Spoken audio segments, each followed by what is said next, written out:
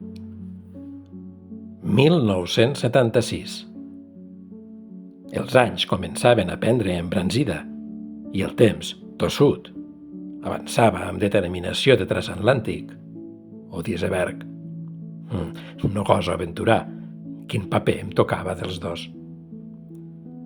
Amb l'edat, el sedàs dels records es fa més ample i costa destriar els moments d'autèntica felicitat o tristesa.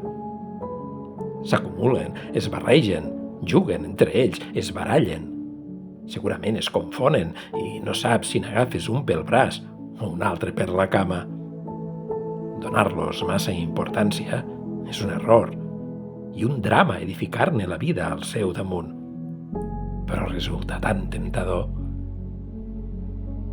Alguns moments, no saps per què, fruit d'una profunda emoció o de l'atzar, se't claven a la memòria amb l'eficàcia d'un franctirador. El maig del 76, jo estudiava 8è de GB. Érem els grans del col·legi i gaudíem del privilegi de tota una aula per a nosaltres sols. L'aula dels grans, el preludi d'un més enllà que tot just imaginàvem. Davant ens esperava un destí incert, però no davant mateix. Faltava mes i mig per acabar el curs encara, una eternitat de joguina. Era diumenge.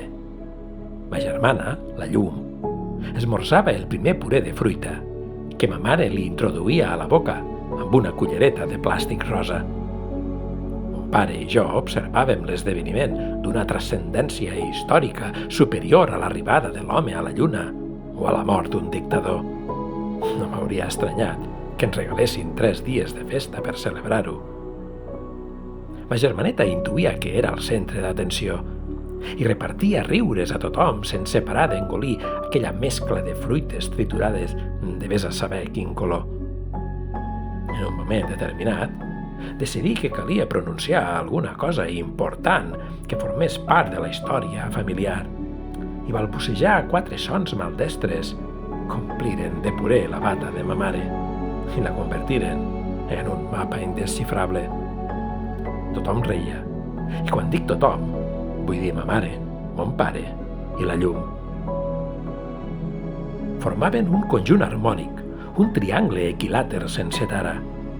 Anys més tard, en alguna classe de geometria, aprendria que un pla es defineix amb 3 punts, que una taula amb 3 potes no balla, i la quarta pota era jo. La Llum havia nascut al novembre, un matí fred i ple de sol. Dies abans, el vent havia dibuixat l'aire nítid, net de culpa i de dolor. Les muntanyes que encerclen el poble vestien els arbres de colors, estrenaven grocs i ocres, lluïen els seus vermells de gala. Naixia una princesa amb atributs de reina. Mons pares l'abraçaven amb tanta força que vaig témer que l'arribessin a escanyar.